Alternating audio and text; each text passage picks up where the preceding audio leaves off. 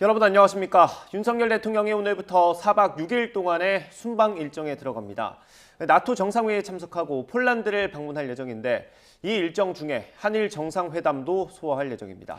대통령실은 오염수 문제와 관련해 우리 국민의 건강과 안전을 최우선으로 한다는 정부 입장을 명백하게 밝히겠다고 강조했습니다. 조은지 기자입니다. 나토 정상회의가 열리는 리투아니아를 무대로 한일 정상이 또 만납니다. 지난 5월 주요 7개국 G7 때 회담했던 윤석열 대통령과 일본 기시다 후미오 총리가 2달 만에 재회하는 겁니다. 최대 화두는 단연 오염수 방류 문제입니다. 기시다 총리는 국제원자력기구 IAEA 최종 보고서를 근거로 윤 대통령에게 방류 안전성을 설명하고 이해를 구할 걸로 보입니다. 대통령실은 우리 국민의 건강과 안전을 최우선으로 한다는 우리 정부 입장을 명백하게 밝히겠다고 강조했습니다. 핵심 관계자는 YTN에 우리 국민의 우려를 전달하고 방류 계획과 관련한 실시간 정보 공유나 모니터링 기구 창설, 한국인 전문가 현지 파견 등이 논의될 수 있다고 전망했습니다. 이번에 조 바이든 대통령과의 한미 회담이나 한미일 3국 정상 간 만남은 계획에 없습니다. 조만간 워싱턴에서 3자 회담이 열리는 만큼 그동안 못 만났던 정상들 위주로 대면해 효율성을 높이겠다는 뜻입니다. 윤 대통령은 나토 사무총장과 면담을 비롯해 한국과 일본, 호주, 뉴질랜드의 AP4 회동, 노르웨이와 네덜란드, 스웨덴 정상회담 등 이틀간 10개 이상의 양자회담을 진행합니다. 나토를 찾는 미국 상원의원 대표단과 접견도 예정돼 있습니다. 이번 나토 정상회의를 통해서 우리는 국제안보 협력 강화, 공급망 협력 확대, 부산 엑스포 유치 이런 성과를 기대하고 있습니다. 오염수 방류가 초읽기에 들어간 가운데 열리는 이번 한일 회담에서 윤 대통령이 여론과 과학 사이에서 해법을 도출할 수 있을지 외교적 수싸움은 이미 시작됐습니다. YTN 조은지입니다. 윤석열 대통령이 북한의 핵 야욕을 억제하기 위한 강력한 국제적 결의를 보여줘야 한다는 입장을 밝혔습니다. 윤 대통령은 북대서양조약기구 나토 정상회의 참석을 하루 앞두고 오늘 보도된 AP통신의 서면 인터뷰에서 북핵 억제를 위한 국제사회 결의가 북한의 핵무기 개발 의지보다 강하다는 걸 분명히 보여줄 때라고 말했습니다. 네, 한일 정상회담을 앞두고 야권은 일본 현지에서 항의 집회를 예고했습니다. 서울 양평 고속도로 종점 변경 논란을 놓고 정치권의 진실 공방이 치열해지고 있습니다. 국회 취재기자 연결해 알아봅니다. 박기환 기자. 네, 국회입니다. 네, 일본 원전오염수 관련 공방부터 전해주시죠. 네, 후쿠시마 원전오염수 방류가 초읽기에 들어간 가운데 윤석열 대통령과 기시다 총리의 한일 정상회담을 앞두고 여야 신경전이 거세지고 있습니다.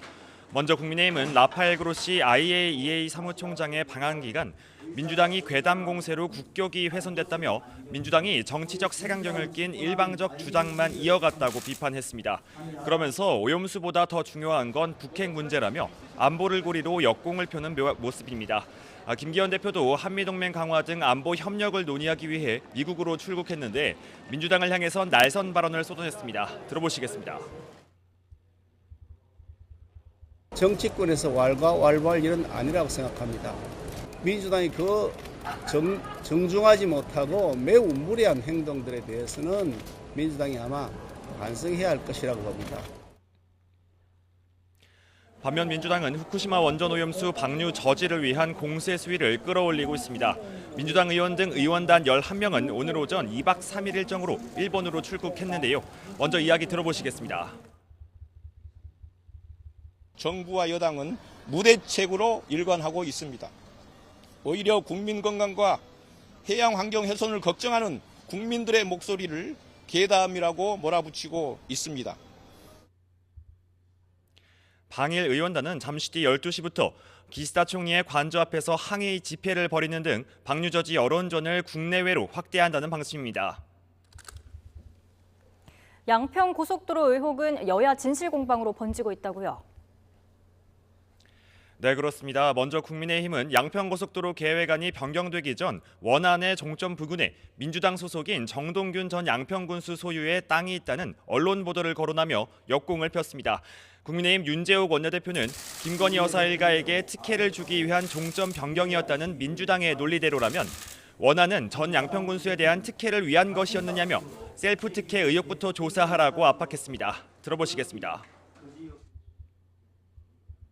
민주당의 논리대로라면 지금 민주당이 원안을 고집한 것은 전 양평군수 일가에게 특혜를 주기 위한 것이라는 얘기가 됩니다.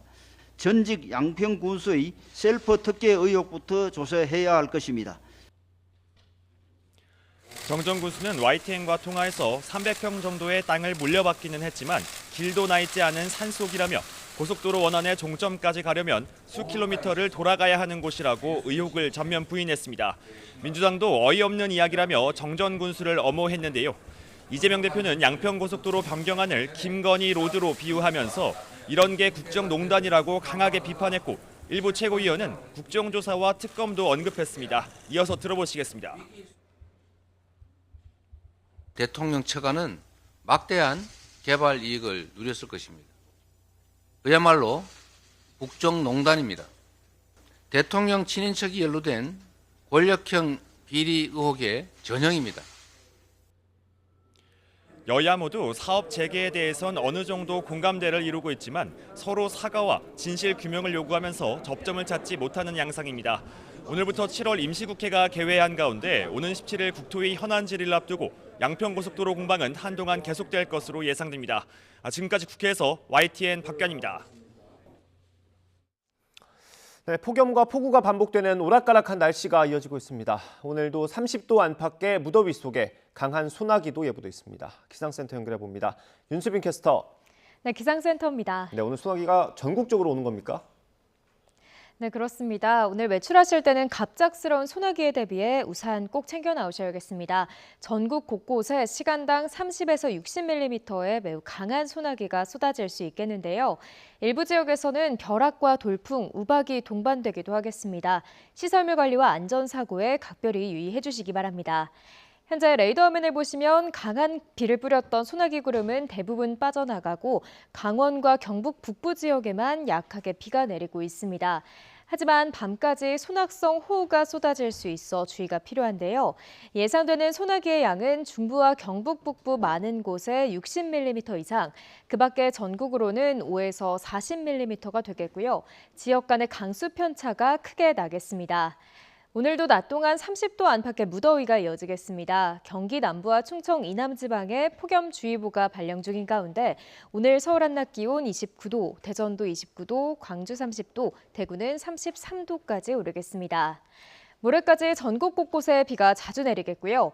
특히 주 후반에는 장마 전선이 다시 북상하면서 중부지방에 집중 호우가 예상됩니다. 피해 없도록 대비 철저히 해주시기 바랍니다. 지금까지 날씨 정보였습니다. 시간당 60mm 안팎의 폭우가 쏟아진 충남 공주와 세종에서 비 피해가 잇따랐습니다. 오늘 아침 6시쯤 충남 공주시 정안면에서 산사태로 축사에 토사가 밀려들었고 사곡면 굴다리를 지나던 차 한 대가 불어난 빗물에 침수됐습니다. 이 밖에도 공주시 의당면의 한 골프장 지하실이 물에 잠겨 배수 지원이 이뤄지는 등 충남 소방본부에만 7건의 피해 신고가 접수됐습니다. 세종에서는 아름동과 합강동 도로가 침수되고 연서면에서 토소가 유출돼 소방대원들이 10건의 안전조치 활동을 벌였습니다. 충북에서도 비 피해 23건이 접수됐습니다. 어젯밤 10시 50분쯤 충주시 중앙탄면의 한 도로 옆 비탈길에서 토사가 흘러내려 도로가 막혔습니다. 오늘 아침 7시 48분쯤에는 옥천군 청산면 만월리의 한 도로가 침수됐다는 신고가 들어와서 소방당국이 면사무소와 함께 양수기로 물을 빼냈습니다. 청주시 무심천 하상도로와 주차장, 세월교는 불어난 물로 인해 오늘 새벽 5시쯤부터 통제되고 있습니다.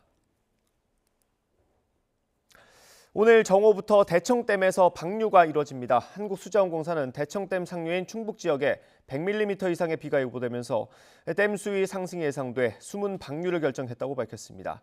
현재 대청댐의 수위는 홍수기 제한 수위인 76.5m보다 3.3m 낮은 73.2m 정도로 방류 승인량은 최대 초당 1000톤입니다.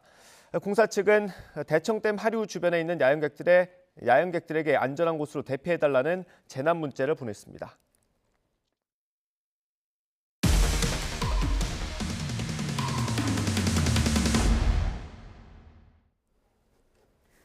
2020년 N번방 사건 당시 사회복무요원이 피해자의 개인정보를 외부로 유출하는 일이 있었죠.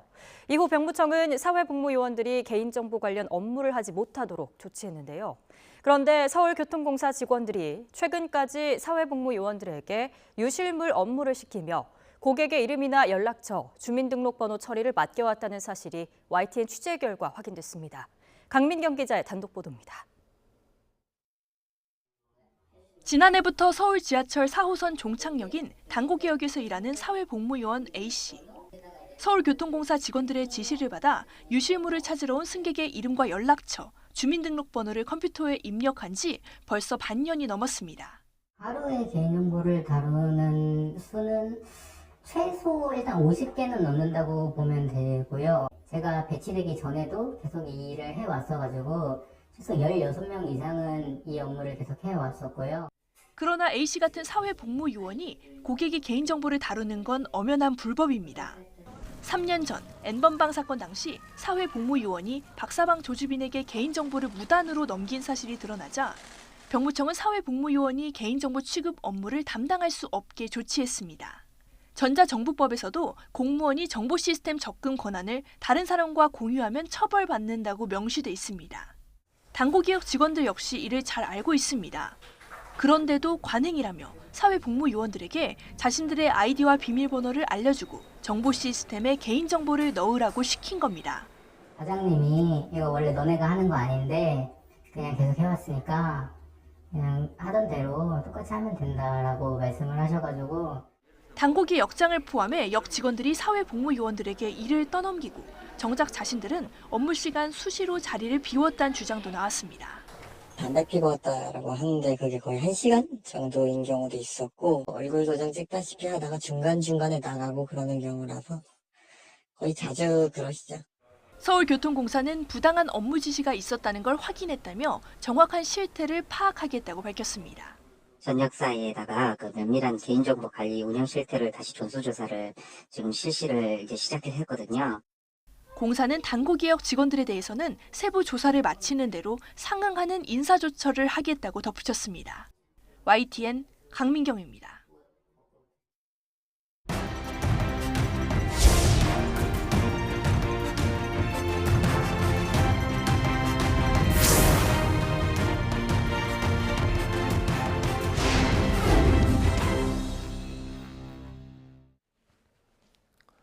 네, 정치권 이슈 짚어보겠습니다. 국민의힘 김병민 최고위원, 민주당 한민수 대변인과 함께합니다. 어서 오십시오. 안녕하십니까? 안녕하세요. 네, 지역의 수건 사업이 중앙 정치권에서 아주 논란이 되고 있습니다. 간단히 개요를 정리를 하는 게 좋을 것 같죠. 이게 17년도에 정부 계획에 포함된 사업입니다. 서울 양평 고속도로 사업이고요. 이게 21년도, 그러니까 2년 전이죠. 2년 전에 기재부 예비 타당성 조사를 통과했습니다. 그런데 올해 5월에 노선이 변경된 게 확인이 됐고요. 그 변경된 종점에 김건희 여사 땅이 있는 게, 김건희 여사 일가의 땅이 있는 게 확인이 됐고, 야당에서 의혹을 제기하면서 원희룡 장관이 지난주에 사업을 전면 백지화하겠다고 했습니다. 그 이후에 현 군수죠. 국민의힘 소속 현 군수가 지난 주말에 민주당에 가서 항의하지 않았습니까? 어떤 얘기 들으셨어요, 혹시? 민주당 항의한 얘기부터 할까요? 예. 아니, 저는 너무 당황해가지고 황당해서 지금 국민의힘 소속 양평 군수가 오신 분들을 보니까 이제 그 의회 그 마크가 있는 거 보니까 양평군 의회 의원들 같이 온 것 같아요. 국민의힘 의원들 같은데 네. 아니 이분들이 잘못 온 거죠. 왜 민주당이 옵니까? 이게 문제가 좀 전에 앵커도 개략적으로 짧게 말씀하셨습니다만은 이거가 결정된 게 지금 이 노선이 바뀐 게요. 문제가 된 게. 네. 그러니까 남한강 북쪽에 있던 양서면에 있던 고속도로 중점이 정권이 바뀌고 국토부 장관이 바뀌고 네. 그리고 이제 국민의힘 소속의 양평 군수가 된 다음에 갑작스럽게 주민 공청회도 없이 갑작스럽게 바뀝니다. 이게 남한강의 밑에 쪽으로 네. 강서면으로 바뀌었어요. 근데 강서면에 바뀌었는데 그 지역 일대에 김건희 여사 일가의 땅이 처음 알려진 건 12필지였어요. 네. 근데 기자들이 다 취재해 보니까 현재까지 나온 게 29필지입니다. 네. 이게 축구장 5개 면적이라는 거예요. 그리고 지금 무슨 뭐 분기점이니까 별 영향 없다고 하는데 그건 눈 가리고 아웅하는 식이죠. 그 옆에 남양평 IC가 있습니다. 나들목이 예. 1km 내에. 그렇기 때문에 이거는 그쪽이 개발되면은 막대한 부동산 시세 차익이 생길 수밖에 없는 것이죠. 네. 이런 문제점이 올 5월에 나왔습니다. 네. 5월 8일 날 불거졌습니다. 밖에 알려져가지고 아니 입장을 한번 바꿔보십시오. 만약에 문재인 정부 때 김정숙 여사 일가의 땅이 고속도로 노선을 변경했는데 변경한 지점에 이렇게 수만 평이 나왔다. 그럼 국민의힘이 가만히 있겠습니까? 저는 검찰총장이 윤석열 총장이라고 한다면 벌써 압수수색 들어갔을 거예요. 네. 수사도 대대적으로 이뤘을 겁니다. 이 문제 제기를 했어요. 야당이 TF를 만들었습니다. 진상조사, 예. 고속도로 게이트, 김건희 로드. 하자마자 다음 날 원희룡 장관이 나오셔가지고 백지화를 시켜버렸어요. 네. 대단히 흥분돼가지고 말씀을 백지화를 시켰습니다. 그러면은 이 양평군수나 양평군 의회 의원들은 찾아갈 곳은 국토부를 가든지 네. 아니면 용산 대통령실을 가야 됩니다. 팩트는 국토부에서 다 결정됐던 15년 동안 한 번도 변하지 않았던 원점 노선이 갑작스럽게 바뀌었잖아요. 네. 그리고 거기에 김건희 여사의 일가 땅이 나온 거고 그건 다 팩트 아닙니까? 네. 그리고 원희룡 장관이 백지화를 시켜버렸습니다. 뭐 용산 대통령실과 전혀 상의 없다고 하지만 그랬겠습니까? 좀 이따 말씀 나누겠습니다만 그렇게 해놨으면은 당연히 항의를 하려면 그쪽으로 가야 되는데 저는 이번 사건을 보면서 이런 생각이 좀 듭니다. 지난번 수능 때도 그랬고 수능 때도 대통령께서 수능 5개월도 안 남은 상황에서 뭐 난이도 얘기, 출제 방향 얘기를 하시면서 문제가 커졌어요. 네. 그러니까 대통령실이 수정 공문을 4차례인가 내면서 막 주워 담으려고 하다가 바로 킬러 문항, 사교육 문제로 전환을 시킵니다. 네. 저는 이 사건은 복잡할 게 없습니다. 왜 노선이 고속도로 노선이 멀쩡하던 노선이 갑자기 바뀌었냐 정권 교체 이후에. 근데 왜 거기에 공교롭게도 정말 오비락인지 모르겠습니다. 근데 왜 김건희 이사 일가의 땅이 그렇게 많으냐 이거를 의혹이 됐으니 밝히면 됩니다. 알겠습니다. 과연 누가 바꿨는지 아니면 그 사이에 외압이 있었는지 이것만 밝히면 될 문제거든요. 네. 근데 이거를 갑작스럽게 여론 호도의 기술자들이 있는지 정쟁으로 만들었습니다. 네. 민주당과 원희룡 장관 간에 대척점을 만들고 갑작스럽게 양평군수는 국민의힘 소속 양평군수는 민주당 사업해가지고 우리 보러 책임을 지라고 하는데 어떻게 책임을 져질까? 우리가 지금 집권을 했습니까? 아니면 우리가 바꿨습니까?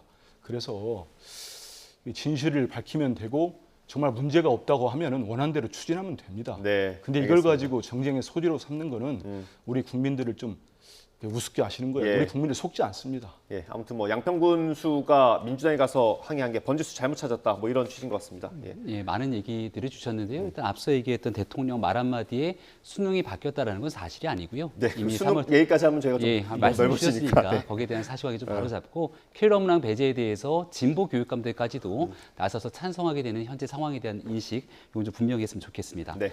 그리고 이 양평 고속도로 문제는 결과적으로 양평 국민들이 원하는 방식인지 아닌지가 지금 핵심적인 쟁점으로 떠오르게 된 것이죠.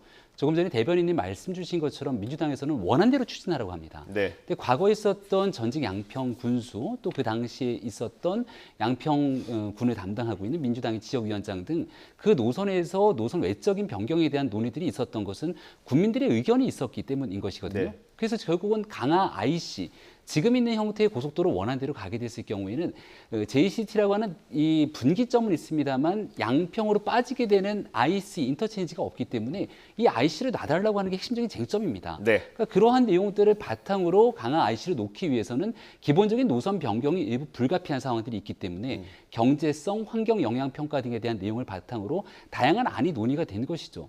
근데 이런 일들을 국민들이 보기에는 정치가 개입되면서 과거에 있었던 원안들을 고수하게 되면 국민들이 원하는 방식이 일이 진행이 안 되거든요. 예. 그러니 이 문제를 정치적으로 끌고 들어가게 되는 민주당의 항의를 가는 건 매우 자연스럽고 당연한 일 아니겠습니까? 예. 김건희 여사 땅이 그쪽에 있었다는 일만으로 김건희 로드다 이렇게 얘기를 하고 있는데 어제부터 새로 뉴스가 나오고 있는 게 이 원안을 추진했던 전직 민주당의 양평 군수가 있는데 그 원안에 대한 종점 인근에 전직 민주당의 양평 군수 일가의 땅들이 있다는 것 아닙니까? 네. 그럼 민주당의 주장대로 간다면 이것은 김건희 로드가 아니라 민주당 로드냐 이렇게 주장하면 과연 국민들께서 참 정치권이 해도 너무한다 이런 얘기를 하지 않겠습니까? 예. 이 문제는 정치인들이 뒤로 빠지고 예. 말 그대로 환경성, 경제성을 바탕으로 어떤 안들이 가장 최적의 대안이 될 것인지를 논의해야 되는데 결과적으로 기승전 김건희 여사를 끌어들이는 정치 공세가 이 문제를 오히려 네. 후퇴시키고 오염시키고 있다고 생각합니다. 네, 도로는 찻삽을 뜨지도 못했는데 별칭이 2개나 생겼습니다. 예, 민주당 네. 로드라고 하는데. 전 그 민주당 소속의 네. 정동균 군수인가 이름 보니까 예, 맞습니다. 정동균 전 군수의 땅이 있다고 해서 지금 이제 정말로 이거야말로 그것 때문에 이 문제가 생겼다. 가짜 뉴스야 물타기라는데 국민들께서 정확히 보시면 제가 말씀드린 대로 내용은 간단합니다. 이분이 그럼 한번 보시죠. 이게 2008년부터인가 이제 그 논의가 됐잖아요. 이 사업 자체가 예, 양서면 두물머리 쪽에 민자로 네. 이제 처음 추진이 됐었죠. 지금 뭐 대통령과 이른바 술친구라고 하시는 김성규 국민의힘 의원 최근에 이제 의원직을 상실했습니다만 이분이 양평 군수를 시작한 게 2007년도입니다. 네. 2007년부터 2018년 6월까지 이분이 양평 군수를 하고 2020년부터 그 지역의 국회의원을 합니다. 그러면 그 양평 군수를 김성규 의원이 그렇게 오래 했는데 그럼 그 노선에 대해서 한 번도 이견이 없었어요. 그러면 김성규 의원은 여기에 대해서 찬성했습니까? 반대했습니까? 그러니까 지금 이제 양평 정 군수가 53년 전이면 반세기가 넘었습니다. 거기 선산과 그 정군수 측 전 군수 정동윤 전 군수의 일가들, 뭐 친척들, 집안 어른들이 갖고 있던 땅이라고 합니다. 그럼 한번 보시죠. 김건희 여사 일가가 갖고 있는 땅은 확인된 것만 2003년, 2008년부터 땅의 형질을 바꿉니다. 그 얘기는 임야나 이런 부분들이 토지로 다 바뀌었다는 거예요. 그래서 56배의 땅값이 올랐다는 거 아닙니까? 이걸 국회에서 우리 당 의원이 한준호 의원이 문제를 제기했어요. 그러니까 원희룡 장관께서 그 지역까지 다 들었습니다. 그리고 확인해 보겠다고 답변을 했어요. 그런 분이 이 전면 백조화할 때는 나는 이 문제가 불거지기 전까지 김건희 여사 땅이 거기 있는 걸 한 번도 들어본 적이 없다. 만약에 내가 인지했다면 장관직 걸겠다, 정치 생명 걸겠다고 합니다. 저는 원희룡 장관께서 무게감 있는 정치인이고 지금 장관까지 하시니까 본인 약속을 지키길 바랍니다. 그리고 나머지 29필지니까요. 예. 12필지 빼고 17필지는 2017년 이때부터 또 구입한 그 필지가 땅이 제법 있다는 겁니다. 그러면 이거 하고 53년 전에 지금까지 쭉 국민의힘 소속의 양평 군수가 10년 넘게 해왔고 양평군 국회의원은 그 군수가 국회의원을 하고 있고 최근까지도요. 네. 그렇게 해서 원안이 추진됐었고 정권이 바뀌기 전까지 그 원안 위에 답이 한 번도 나온 적이 없습니다. 그러다가 정권 바뀌고 국토부 장관 바뀌고 지자체장 바뀐 다음에 갑작스럽게 국토부가 양평군에 다른 안을 제시해달라. 이런 보도가 나왔지 않습니까? 네. 그게 8일 만에 이루어집니다. 그걸 다 몰랐어요, 국민들이. 왜냐하면 공청회도 없었습니다. 주민 의견 수렴 절차가 없었어요. 모든 국민들이 몰랐습니다. 그게 올해 5월 8일 날 전략 환경 평가를 하면서 노선이 위로 가든 남한강의 위쪽으로 하든 종점이 밑으로 확 내려온 겁니다. 예타까지 통과된 종점이 이런 식으로 완전히 바뀌었지 않습니까? 거기에 김건희 여사 일가의 땅이 축구장 5개가 나온 거예요. 그러면은 이 문제제기는 어찌 보면 당연스러운 겁니다. 국민의힘이 야당이면 문제제기 않겠습니까? 당연히 문제제기 하죠. 그래서 우리 당에서 TF를 꾸렸어요. 그랬더니 바로 다음 날인가요? 그냥 장관이 나와가지고 1조 8천억짜리. 그것도 대통령의 공약입니다. 윤석열 대통령 공약이에요. 근데 장관이 오시자마자 그냥 하루 만에 그걸 바로 뒤집었습니다. 알겠습니다. 전면 백지화로. 예. 이거는 모든 국민들이 봐도 만약에 투명하고 정말 오비락으로 김건희 여사 일가 땅이 그렇게 그 종점 주변에 변경된 종점 주변에 많다. 네. 이거를 명확히 밝히면 됩니다. 알겠습니다. 국토부 누군가가 지시했는지 아니면 누구의 명령을 받고 지시했는지 바꿨는지 이것만 밝히면 될 문제입니다. 네. 알겠습니다. 아무래도 하실 말씀이 많은 것 같아서 이게 의사결정 과정이 지금 투명하게 충분히 다 공개가 됐다고 보십니까? 이 노선 변경되는 과정이? 원희룡 장관이 나와서 관련된 내용들을 하나하나 조목조목 소명하고 또 해명을 합니다. 그런데 덮어놓고 이런 원희룡 장관의 말을 듣기보다는 그 당시에 있었던 상황에 대한 객관적이고 논리적인 해명 대신에 김건희 여사 땅이 있으니까 특혜 아니냐, 문제 아니냐 이런 식의 접근으로 정치 공세가 이어지게 됩니다. 이게 단순하게 국토위에 있는 사람들 한두 명의 주장이 아니라 민주당에 있는 고민정 최고위원을 비롯해서 네. 여기에 TF를 만들어서 TF 단장이라는 인사 그리고 민주당에 있는 수많은 국회의원들이 각종 언론에 출연해서 김건희 여사 때문에 이 모든 일들이 바뀌게 된 것을 기정사실화해서 얘기를 하고 있거든요. 네. 그러니까 결국은 이 같은 일들로 진행되게 되면은 합리적으로 아무리 설명을 한다고 해도 국민들께서 이 합리적인 설명보다는 민주당의 정치 공세에 그대로 넘어갈 수 있는 가능성이 상당히 높아집니다. 그러니 지금 우리가 얘기하고 있는 것이 민주당의 전 양평 군수의 땅이 바로 원안이었던 종점 인근의 땅을 갖고 있습니다. 네. 근데 이 예타 통과가 됐기 때문에 사업이 진행되는 거잖아요. 예타 통과가 됐던 건 문재인 정부 시절이고 네. 예타가 통과됐을 때 원안도 이 땅을 갖고 있는 양평 군수 시절에 이뤄진 일들이에요. 예. 그러면은 본인은 이것은 내 땅이 언제부터 있었는지도 모르고 길도 제대로 나 있지 않고 있고 나에게는 아무런 영향이 없다고 하지만 네. 민주당이 하는 주장과 방식대로라면은 이 땅을 갖고 있는 상황에서의 주요한 핵심적인 영향을 미치는 군수가 그 같은 일을 추진했으면 이건 엄청난 특혜고 네. 이로 인해서 있을 수 없는 일들이 일어난 거거든요. 그럼 그러한 일들이 벌어지기까지 양천구에서 무슨 일이 있었느냐 하나하나 짚어보자. TF 만들고 그때부터 조사 들어가고 정치 공세 시작되면 몇 개월 동안 양평군을 위한 논의는 온데간데 없이 사라지고 정치적인 쟁점만 남게 됩니다. 아마 지금 양평 군수도 마음이 답답하고 불편하고 하실 텐데요. 전 양평 군수도 네. 지금 민주당이 하고 있는 행태가 그 같은 방식으로 일관이 온 겁니다.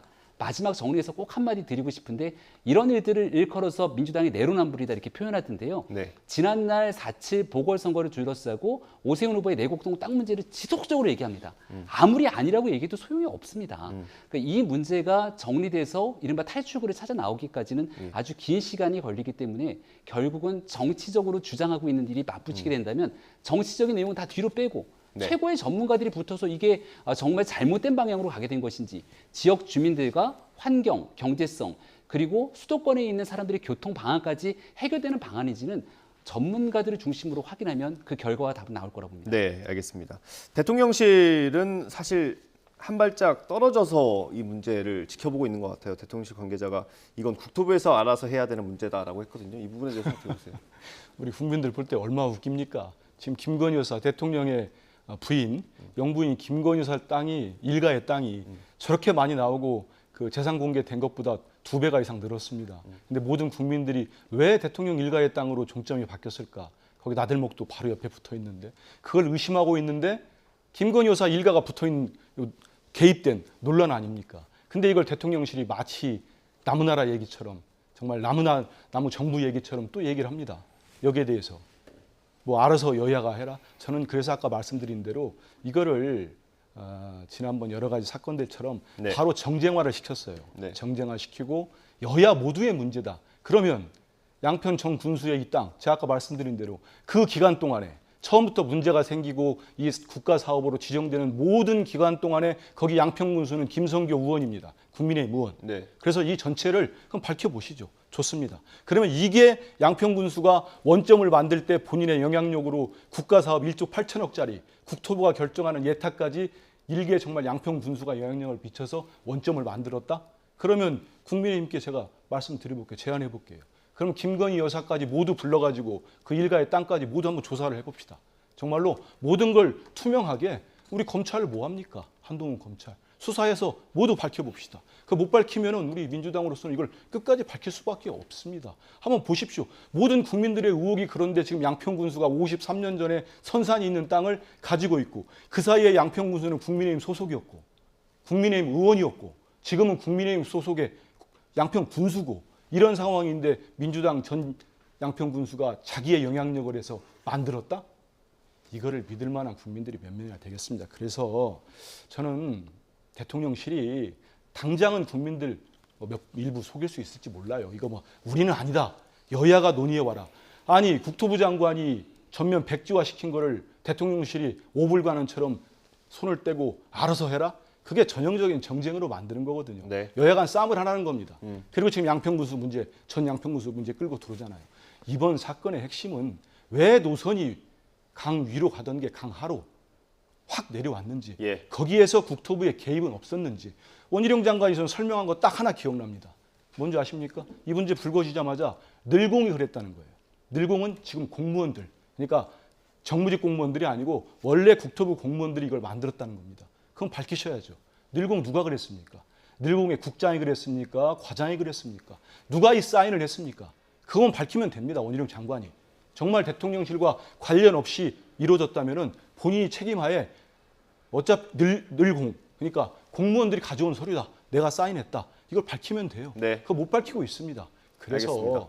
이거는 진실이 드러나야 되는 거지 정쟁으로 가져가서 국민들 피로하게 만들고 양평 국민들 뒤로 또 전형적으로 갈라치기 해가지고 분열시키는데 이건 정말 집권한 여당으로서 이렇게 하면 안 된다. 알겠습니다. 집권 세력이 이렇게 하면 안 됩니다. 예. 두 가지 정도 궁금한데 뭐 대통령실의 입장하고요. 그리고 원희룡 장관이 사업 백지화를 선언할 때 과연 교감이 없었겠느냐라는 의문을 제기하는 평론가도 많고요. 기자들도 많고요. 그렇습니다. 예. 일단은 대통령실의 입장은 국토부의 전문성을 중시하는 것 같다 이렇게 생각이 됩니다. 지금 이 문제가 정치적으로 쟁점화가 돼버린 것 아니겠습니까? 모든 국정 운영의 최종적인 의사결정의 컨트롤타워는 결국은 용산 대통령실을 향할 수밖에 없습니다만 위에서부터 모든 것들이 결정돼서 내려오는 것이 아니라 지금 있는 양평 고속도로에 대한 논의는 정치적인 쟁점이 아닌 전문성과 정책 중심으로 이루어져야 된다는 판단을 갖고 있습니다. 그런데 민주당에서 시종일관 얘기하고 있는 건 이 의혹의 핵심에 김건희 여사를 놓고 있다는 것이죠.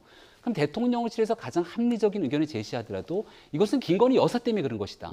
아니면 여기서 다른 방식의 의사결정을 하게 되면 김건희 여사 때문에 이 의혹을 회피하기 위해서 또 다른 결정을 했다. 이런 정치적 공방이 오갈 것이 뻔하지 않겠습니까? 지금 예비 타당성 조사가 통과됐던 건 거듭 말씀드립니다만 과거에 국민의힘 정권 시절이나 아니면 국민의힘 소속의 양평 군수가 있었던 때가 아니라 민주당 국정 운영을 하고 있을 때고요. 민주당 소속의 양평 군수가 있을 때 일어난 예타 통과가 있었습니다. 예비 타당성 통과가 이루어지더라도 그 이후에 환경 영향 평가 등 나머지 절차와 과정들을 갖추면서 가장 최적의 대안으로 노선이 조정되거나 변경된 예들은 얼마든지 있습니다. 주민들이 요구하고 있고 심지어 민주당 소속의 인사들까지 주장하고 있었던 핵심적인 내용들은 바로 저 양평을 통과하는 RC가 필요하다는 얘기였고 양평을 통과하는 RC를 놓기 위해서는 지금 원안의 종점을 고수해서 RC를 놓게 되는 순간 니은자로 기영자로 꺾여 들어가게 되니 경쟁성과 환경성 문제 때문에 노선 변경이 불가피하다는 것이 양평 내에서도 있는 일들이고 전문가들의 공통된 견해 아닙니까? 근데 이런 얘기를 하게 되면 결국 김건희 여사 땅 때문에 저러는구나. 이런 정치 공세가 이어지는 순간 전문성과 경제성을 기반으로 할 수 있는 얘기들은 어디에도 존재하지 않습니다. 그러니 원희룡 국토부 장관도 오죽이나 답답한 상황에서 차라리 내 직을 걸고 여기에 대해서 이 일을 중단시키는 강력한 결정을 하지 않는 이상 이 정치적인 문제가 사라질 길이 없지 않냐라고 얘기하고 있는 것이었고요.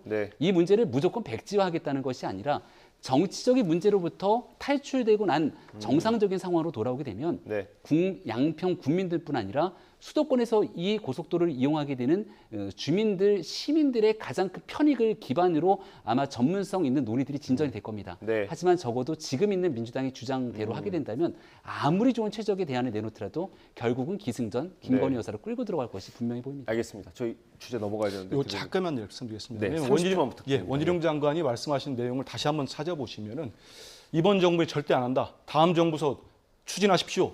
화나면서 한 얘기 있어요. 민주당 정부가 알아서 하십시오. 이 얘기를 했거든요. 그렇기 때문에 지금 무슨 원희룡 장관이 이게 무슨 뭐 돼서 차진하겠다 이런 얘기를 전혀 그렇게 말씀하신 게 아니기 때문에 저는 장관이 아까도 말씀드린 대로 1조 8천억 원이 들어가는 국책사업 윤석열 대통령의 공약을 혼자 이렇게 손바닥 뒤집지는 못했을 거다. 적어도 어떤 것을 바라보고 교감하에 나왔다는 생각을 하고요. 자꾸 말씀드리는데 6년 동안 이게 처음 국가사업으로 지정된 거는 박근혜 정부 때입니다. 그 6년 동안 이 종점 그 양서면, 양평군 양서면이 한 번도 이외에 거론된 적이 없다. 그리고 정권이 바뀌고 국토부 장관 바뀌고 대통령 바뀌었죠. 당연히 바뀌고 양평군수 바뀐 다음에 이게 일사천리로 진행이 됐고 양평 국민이라 우리 국민들이 안 거는 올 5월이다. 그렇기 때문에 이 의혹은 단순히 지금 정쟁으로 덮을 수 있는 사안은 이미 지나갔다. 알겠습니다. 이런 생각이 듭니다. 예, 다음 주제 넘어가야 돼가지고요. 예, 이게 어떻든 지역 주민들의 오래된 수건 사업 아니겠습니까? 의혹은 해소를 해야겠고요. 그리고 말씀하신 대로 이 사업이 정치권에서 막 휘말릴 필요는 없을 것 같습니다. 정치에서 벗어나서 좀 전문적인 영역에서 다뤄지고 또 다시 한번 논의가 될 수 있는 계기가 있을 걸로 생각합니다. 오는 17일인가요? 국토위 전체 회의가 있으니까 그때 다시 한번 정부 입장을 들어볼 수 있을 것 같습니다. 네, 다음 주제 살펴보겠습니다. 윤석열 대통령이 4박 6일 동안 일정입니다.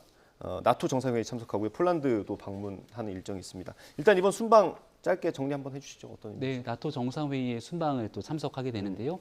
대통령께서 과거에 얘기했던 대한민국 1호 영업사원을 자처했던 기억들 아마 다 갖고 계실 겁니다.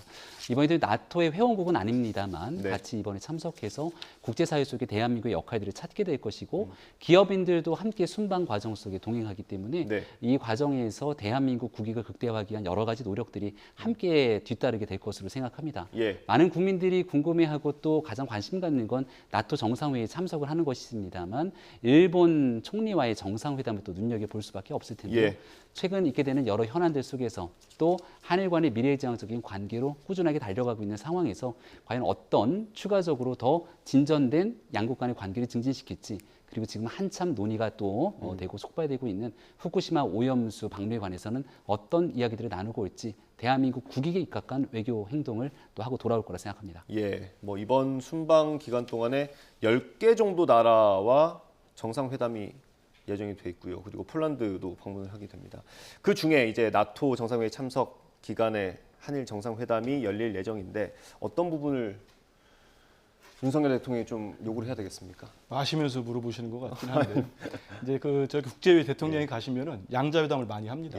이번에도 10개국 한다고 하니까 저는 대통령께서 이번에는 정말로 또 이제 돌아오시거나 그 현지에서 또 기자들이 많이 같이 가기 때문에 이제 우리 국민들께서 염려하시는, 제가 외교 참사까지 말하기는 그렇습니다만 그런 일 없도록 구설수 안 생기고 좀 원만하게 정말로 국익 외교를 해주셨으면 좋겠고요.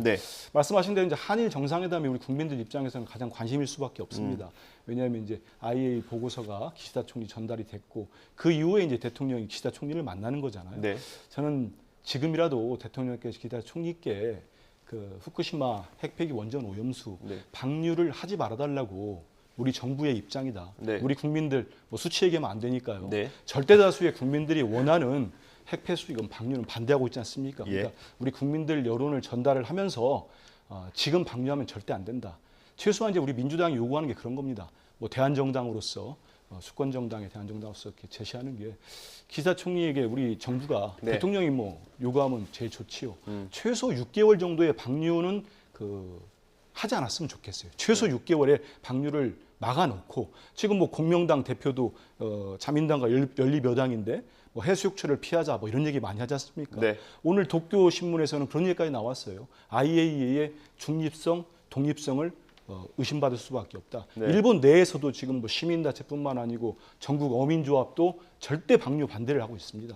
후쿠시마현, 미야기현인가요? 거기는 의회가 만장일치로 우리 국회에서는 우리 민주당과 야당들만 결의안을 채택했는데 미야기현은 만장일치로 여야 모두가 모여가지고 후쿠시마 원전 오염수 방류 저지 반대 결의안을 냈습니다. 그래서 우리 국민들이 이렇게 많이 반대하고 야당도 반대하는 목소리가 크니 대통령께서 지금 하면 안 된다. 최소 6개월 연장해놓고 그 사이에 한일 상철협의체를 만들어가지고 그 사이에 우리 정부는 국제해양법 재판소가 있습니다. 거기에 이게 런던 의정서도 다 위반이거든요. 그렇기 때문에 핵 바다에다 함부로 버리면 안 됩니다. 근데 그 선후 관계 제가 궁금한 게 상설 협의체를 만들자고 하면서 우리는 국제법 해양 재판소에 제소할 거야라고 하면 협의체를 만들어 주겠습니까? 아니죠. 그렇지 않죠. 일단은 그 어떻게 진행되냐에 따라 지금 18개 태평양 도서국 18개국이 국제해양법 재판소에 제소를 지금 추진하고 있어요. 이거는 추진을 해서 잠정 조치로 못 맞게 그 뭐라고 할까요? 방어막을 하나 만들어야 됩니다. 안전장치를 만들어 놓고 기시다 총리에게 6개월 방류를 중지해 놓은 다음에 이걸 가서 상설 협의체를 만들어서 지금 5가지 방안 중에 다 아시지 않습니까? 가장 비용도 싸고 일본 정부 입장에서는 찝찝하잖아요. 국내에 놓는 게. 그래서 1km까지 관을 밖으로 빼가지고 바다에다 버리는 거 아닙니까? 이 방법 말고 4가지 방법이 있습니다. 이 방법을 놓고 우리가 논의를 하자는 거예요. 알겠습니다. 정말로 안전하다면 이 4가지 방법을 논의하고 비용이 문제라면 우리 국제사회가 도울 수도 있다. 그게 우리 민주당 입장 아니겠습니까? 알겠습니다. 이걸 현실적 논의를 하자. 이런 얘기입니다. 어떻든 대통령이 일본 정상을 만났을 때 우리 국민들을 좀 대변할 수 있는 얘기를 해주면 아무래도 여론에도 도움이 될 것 같고요. 그거 한 가지랑 그리고 IAEA 사무총장이 방한해서 민주당 의원들을 만나지 않았습니까? 그 얘기까지 한번 같이 해주시면 좋겠습니다. 네, 그 과학적인 팩트에 근거한 안전을 지키는 것이 후쿠시마 오염수 방류의 핵심적인 내용일 겁니다. 이미 과학적 근거에 따른 보고서가 나왔고 여기는 11개 국가의 전문가들이 참여했고 대한민국의 전문가도 함께 참여를 합니다. 그리고 세계에 있는 주요 국가들이 특히 태평양 연안에 있는 이 미국을 중심으로 하는 여러 국가들에서도 여기에 대한 이 보고서의 중요성들을 언급하고 있는데 이걸 과학적인 내용들을 온데간데 없이 저버리게 되고 일본 편에 서서 뭔가 일본의 완전히 편향된 방식의 주장이 나왔다고 하는 이 민주당 측의 얘기들이 과연 국민들께 얼마나 설득력이 있을까라는 생각이 들기도 합니다. 이 안전에 대한 내용들을 바탕으로는 과학적인 근거대로 진행되는 게 맞는 건데요. 여기 한 가지 추가로 더 같이 더해져야 되는 게 안심에 관한 문제라고 생각을 합니다. 국민들께서 많은 국민들이 과학적으로 다 괜찮다고는 하는데 실제 이러한 오염수가 방류됐을 때 정말 괜찮을지에 대한 불안감들이 남아져 있는 게 사실이거든요. 그러다 보니까 이 IAEA의 근거에 따라서 되더라도 계획대로 30년 동안 제대로 지켜지는지를 아주 면밀하게 지켜봐야 될 책무가 IAEA를 비롯한 국제사회에 남아있게 되는 겁니다. 그래서 이 보고서가 나오더라도 일본 정부가 즉각적으로 방류 결정을 하기 전 주변에 있는 주변국들에 대한 설득과 또 필요하다면 이 방류가 얼만큼 안전한지에 대한 추가적인 내용들은 일본 정부가 꾸준히 해야 될 노력 중에 하나일 것이거든요. 아마도 기시다 총리가 그런 면에서 이번 정상회담 과정에 주변국들이 갖고 있는 걱정과 불안을 해소하기 위한 노력에 대해서도 추가가 좀 됐으면 좋겠다. 대한민국 대통령께서도 그런 안심에 대한 내용들을 이야기할 건데 민주당이 그동안 주장해 온 것처럼 방사능 테러라고 주장합니다. 방사능 테러. 그러니까 방사능 테러면은 테러하는 국가와 하등에 대화할 얘기가 없는 것이고 방사능 테러라고 주장하게 된다면 삼중수소를 비롯한 과학적으로 인체에 얼만큼 유해한 영향이 미치는지를 이 그로시 사무총장이 같이 면담하는 자리에서 이야기를 해야 되는데 그런 과학적인 근거는 온데간데 없이 사라지고 이거를 또 마실 수 있냐 없냐 등에 대한 정치적인 쟁점으로 이어져 왔거든요. 그러니까 제가 앞서 설명드린 것처럼 과학적인 근거에 따른 안전 문제를 해결하고 덧붙여서 국민이 갖고 있는 불안감을 해소할 수 있는 안심의 문제를 함께 가져가기 위한 노력들이 지금 대한민국에는 반드시 필요한 일이다라고 말씀드립니다. 알겠습니다. 발언 시간을 제가 대충 봤을 때 조금 더 말씀 많이 하신 것 같아서 하나 더 질문드리겠습니다. 오늘 민주당 의원들이 일본으로 출국을 했습니다. 뭐 시위도 할 거라고 하는데 그 부분은 어떻게 보십니까? 안민석 의원이 있고요. 또 여기에는 윤미향 의원도 포함이 돼 있더라고요. 야권 의원들이라고 해야겠죠? 뭐 무소속 의원도 있으니까. 하지만 윤미향 의원은 무소속이지만 민주당에 몸을 담았던 인사였고 뭐 그게 쟁점은 아니고요. 또 위안부 할머님들과 관련된 일들 속에서 본인들이 정치적 활동으로 보여줬던 신뢰에 대한 국민들의 평가가 있을 거라 봅니다. 가장 눈에 띄는 건 안민석 의원일 텐데 한때 윤지호 씨를 대상으로 의인이라 칭했던 여러 가지 일들 때문에 뭐만 하면 비판의 대상이 되고 있죠. 아니 정확하게 일본에 가서 무슨 역할을 할 것인지에 대해서 확인이 되지 않는 상태로 저 같은 주장들만 계속 내어놓게 된다면 과연 대한민국의 국익과 그리고 우리 국민들의 안전과 안심을 위해서 정말 제대로 된 성과를 내어놓을 수 있는 건지 국내에서의 장외 투쟁으로 성과가 나지 않으니까 이제는 국경을 넘어서 일본으로 향하는 거냐 이런 비판이 있을 수 있거든요.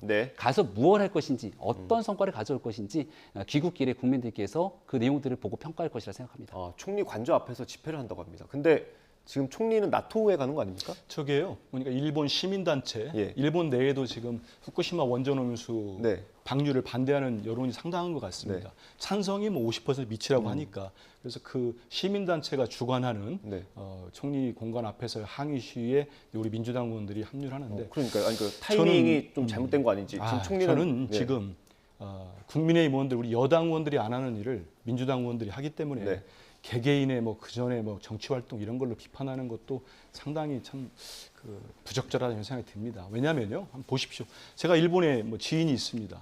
최근에 연락이 왔어요. 그 직후가 언제냐면요. 그 국민의힘 의원들이 그 노량진 수산시장 가가지고 물고기 배설물 떠먹었잖아요, 손으로.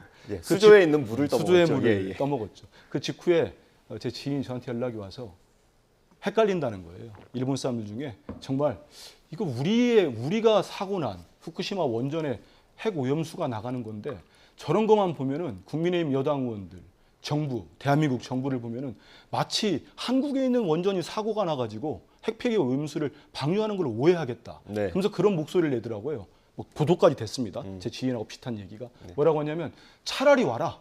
노량진 수산시장 물 떠먹지 말고 여기 와가지고 후쿠시마산 수산물 먹어주면은 시식해주면 조금 도움될 수 있다. 저는 나라를 위한 외교가 왜 이렇습니까? 우리 국민들이 불안해하고 정말 위험성이 있다면 그 보고서 한번 보십시오. 그 그로시 사무총장 일본에서는 기자회견까지 했지요. 2번 했습니까? 우리 국내에 와가지고 기자회견을 했습니까? 우리 정부 인사들 만나는 걸 공개를 했습니까? 본인도 떳떳하지 못한 겁니까? 이 보고서의 문제점 그동안 많이 나왔으니까 제가 여러 가지 짚지는 않겠습니다.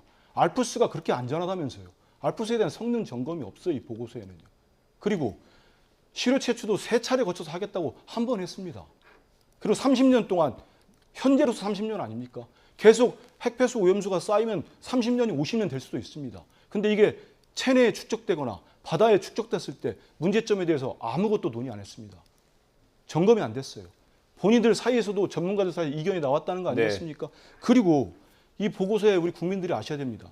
후쿠시마산 수산물에 대한 섭취기가 들어있어요. 네. 섭취가. 네. 지금 섭취하면 안전하다. 이 내용이 들어있습니다. 그러면 저는 지금 우리 윤석열 정부는 뭐 안전성 점검될 때까지 수입 않겠다고 하지만 그럼 방류를 이렇게 용인하거나 찬성하는 입장이 나간 다음에 우리가 WTO에 2심에서 문재인 정부 때 승소를 했는데 그거 지켜낼 수 있겠습니까?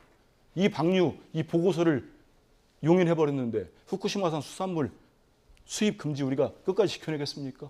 그래서 우리 민주당에서 이제는 이거 이렇게 방류하면은 후쿠시마산뿐만 아니고 전체 일본 수산물 막겠다 이렇게 네. 나온 겁니다. 알겠습니다. 그래서 예. 국민들 안전을 지키고 국민의 생명을 지키는 문제에 있어서 어떻게 여야가 다르겠습니까? 예. 저는 지금이라도 우리 대통령과 정부가 정말 우리 국민들이 많이 그렇잖아요. 일본 대변한다고 계속 지적하고 비판하지 않습니까? 네. 이런 말씀 좀 새겨 들어서 이거는 정쟁의 문제가 아닙니다. 만에 하나라도 문제점이 있다면 이거를 지적하고 이렇게 부실한 보고서가 나왔는데 이거를 그냥 인정합니까? 정말 알겠습니다. 당당하다면 예. 사무총장이 기자회견을 해서 우리 기자들 질문도 받아야지요. 네. 그러지 않고 가버렸습니다.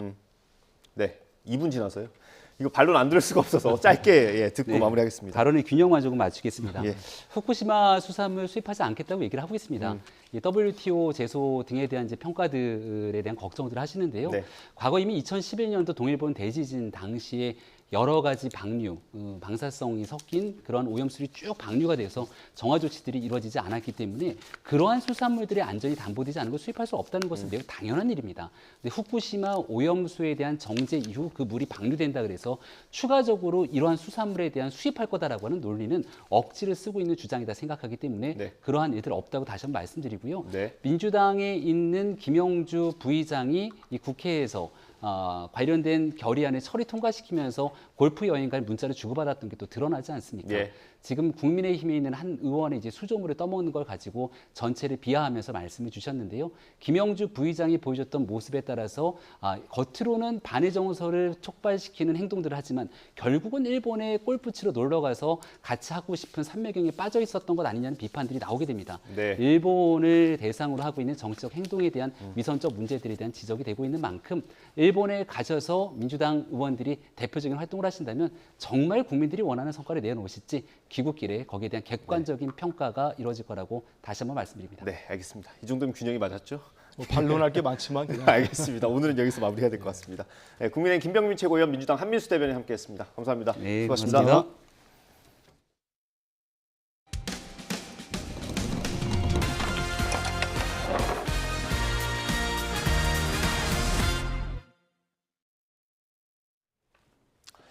전세 사기를 당한 30대 부부가 전세 보증보험 이행 청구를 신청했다가 거절당했습니다. 집주인에게 계약 해지 의사를 통보한 전화번호와 애초 계약서에 적힌 번호가 다르다는 게 거절 사유였습니다.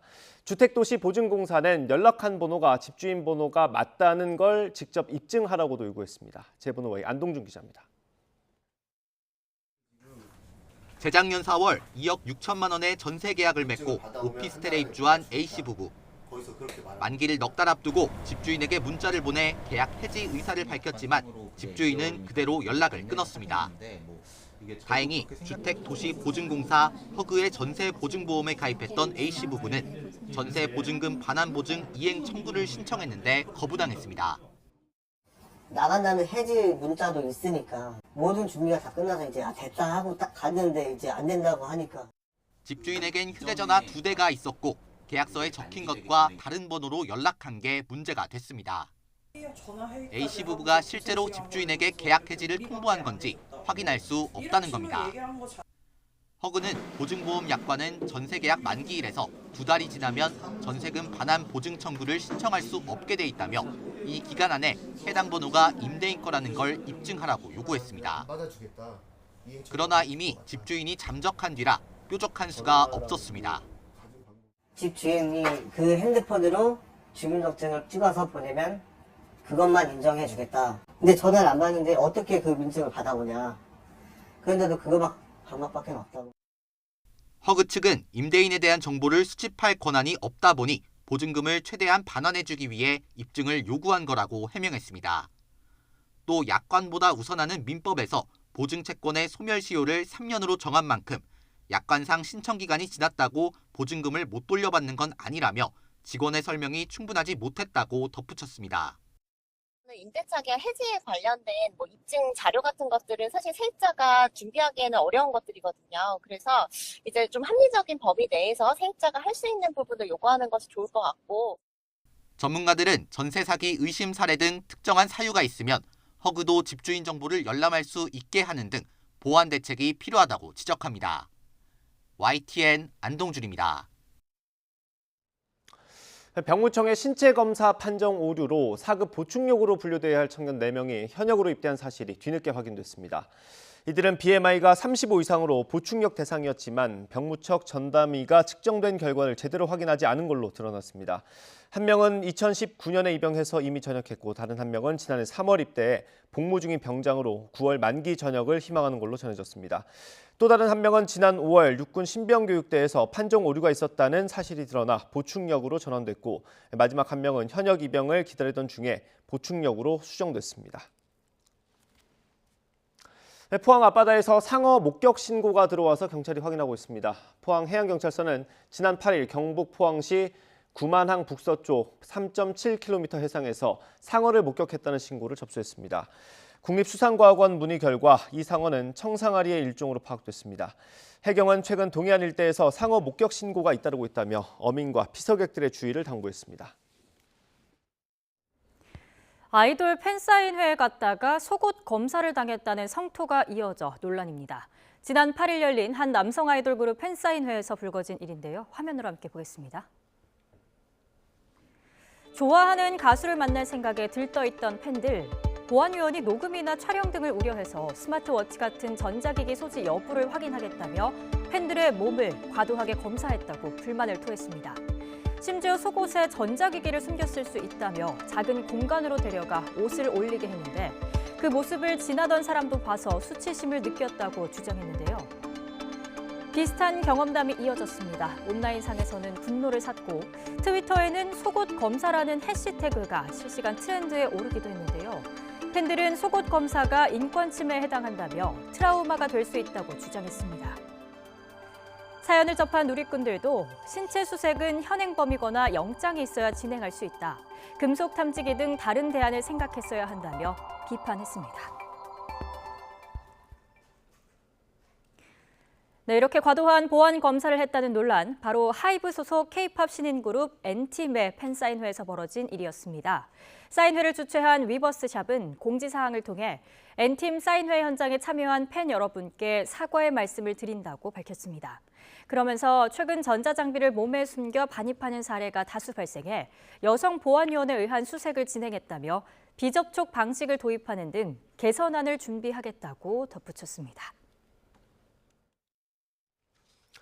민주당 전당대회 돈봉투 의혹을 수사하는 검찰이 돈을 받은 것으로 의심되는 현역 의원들의 동선을 확인하기 위해 추가 압수수색에 나섰습니다. 서울중앙지방검찰청 반부패 수사 2부는 오늘 오전 국회 사무처에 검사와 수사관들을 보내서 압수수색 영장을 집행하고 있습니다.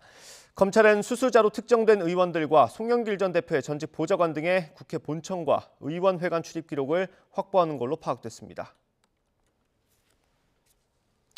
지난주 조국 전 장관의 딸 조민 씨가 고려대와 부산대 입학 취소 처분을 둘러싸고 제기했던 소송을 취하하겠다고 밝힌 가운데 허위 인턴 의혹을 받는 조 전 장관의 아들도 연세대 석사 학위를 반납하기로 했습니다. 조 전 장관 측은 오늘 조 씨가 오랜 고민 끝에 연세대학교 대학원 석사 학위를 반납하기로 결심했다며 이 뜻을 연세대 대학원의 내용 증명으로 통지했다고 밝혔습니다. 이에 대해 연세대 측은 특수한 사안인 만큼 관련 서류가 도착하면 향후 절차를 어떻게 밟아갈지 논의할 예정이라고 설명했습니다. 박근혜 정부 국정농단 수사 당시 박영수 특별검사팀에 제출된 태블릿 PC를 국가가 최서원 씨에게 돌려주라는 1심 법원의 판단이 나왔습니다. 재판부는 최 씨 측이 태블릿 PC를 직접 사용했던 소유자란 걸 증명했다며 최 씨가 반환 청구를 할 수 있다고 판단했습니다. 이어 최 씨 자신은 이 태블릿 PC 소유자가 아니라고 주장하지만 불리한 증거물을 부인한 것일 뿐 소유권 자체를 부정할 수 없다고 판단했습니다. 최 씨 측은 두 태블릿 PC가 모두 자신의 것이 아닌데도 언론에 의해 자기 것으로 포장된 만큼 직접 태블릿 PC를 돌려받아 특검에 조작설 등을 입증하겠다고 주장하고 있습니다. 갓 태어난 아이를 유기하는 가장 큰 이유가 무엇일까요? 경제적 이유도 크지만 바로 부모에게 알려질까 두렵다는 겁니다. 연구팀이 관련 사건 판결문을 분석한 결과입니다. 오철희 기자가 취재했습니다. 지난 2015년 12월 20대 여성 A씨는 아빠를 알 수 없는 아이를 자신의 집 화장실에서 낳은 뒤 근처 공원에 유기했습니다. 경제적 여건도 좋지 않은데 무엇보다 자신의 엄마가 출산 사실을 알게 될 것이 너무 두렵다는 이유였습니다. 한 연구팀은 2013년부터 8년간의 영아 유기, 치사 사건 판결문 20건을 통해 범죄 특징을 분석했습니다. 특히 출산 사실이 다른 사람에게 알려질까 두렵다는 이유가 가장 많은 것으로 집계됐습니다. 전체 12건을 차지했습니다. 이 가운데 두려움의 대상으로 부모를 꼽은 사건이 7건으로 가장 많은 것이 눈에 띕니다. 부모라는 존재가 난처하고 절박한 상황에서 가장 먼저 도움을 청할 대상이 아닌 출산 사실을 비밀로 남겨두기 위해 가장 멀리해야 할 대상으로 여겨졌던 겁니다. 또 경제적인 어려움으로 아이를 버린 경우도 분석 대상 판결 20건 가운데 8건에 해당했습니다. 영아 유기 재범 사례도 2건이나 확인됐습니다. 하지만 버려진 아이가 숨진 것을 포함해 실형이 선고된 사건은 고작 1건에 불과했습니다. 충격으로 경황이 없는 상태에서 우발적 범행이 이뤄졌고 어려운 사정을 고려했다는 게 집행유예 선고의 주된 이유입니다. 이에 따라 연구팀은 임신과 출산 노출을 꺼리는 산모들을 위해 국가가 적극 개입해야 한다고 제안했습니다. 아동보호 전문기관이나 입양 전문기관 등과 연계해서 출산으로부터 입양까지 종합적인 개입 대책이 필요하다라는 게. 또 성에 대해 책임지는 교육과 경제적 여건까지 고려한 근본적인 정책적 대안 마련, 어린 생명의 죽음만은 반드시 막겠다는 법원의 엄벌 의지 또한 시급하다고 덧붙였습니다. YTN 우철입니다. 이어서 뉴스앤이슈 2부가 방송됩니다. 저희는 잠시 뒤에 돌아오겠습니다.